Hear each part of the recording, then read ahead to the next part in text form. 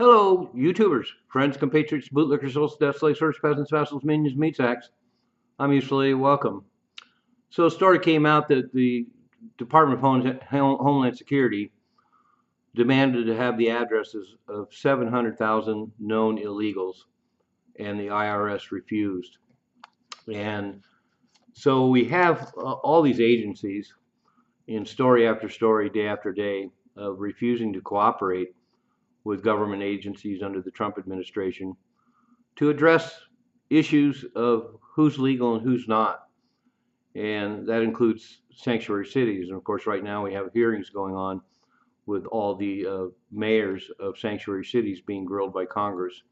And because a lot of them don't want to participate in the new deportation crackdown. And it's an interesting trend to have government agencies that go rogue and decide that they're going to basically continue to embrace DEI projects and protection of illegals. And the very name tells you where the problem lies. They're illegals. And I find this particularly interesting with the IRS because, of course, with American citizens, they're all about legality. You have to file your taxes every year. You have to do everything by the book. You have to be legal, or they can take punitive actions. They can put liens on your property. They can confiscate money.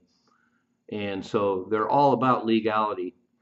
And so the whole idea that there's 700,000 illegals that are confirmed that can be traced through the system, and then the IRS refuses to hand over these addresses, really seems like a problem to me.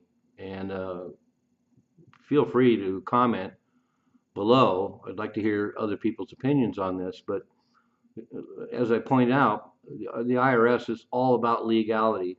That's at the core of their entire mission, and yet they're stonewalling other government agencies that want to find out where these illegals are and go find out what's happening. Maybe they'll get these addresses and they'll go through them one by one, and they'll find out that some of these addresses there are no issues, but it's a great way to track down 700,000 illegals. And granted, it's going to be complicated because if they have addresses, obviously they're living as residents here, they're probably working, and so it's going to be problematic. But it ties in with the same issue of a lot of states that have no problem issuing driver's licenses to illegals.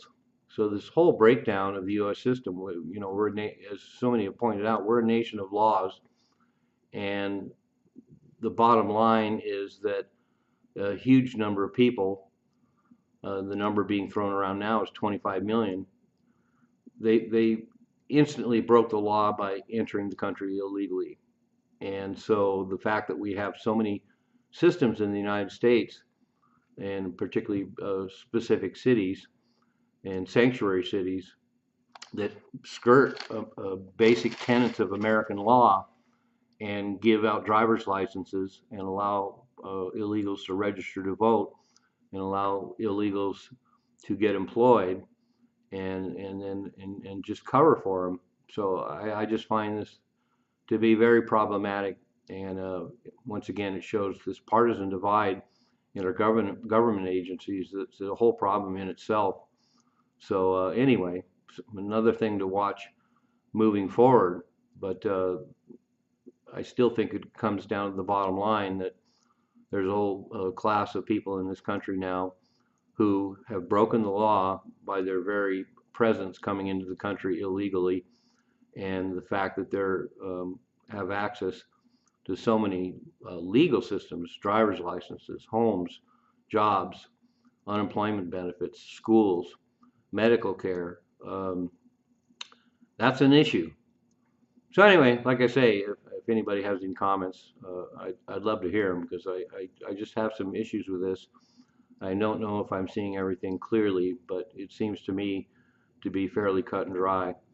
I'm useful idiot. Don't you be one too.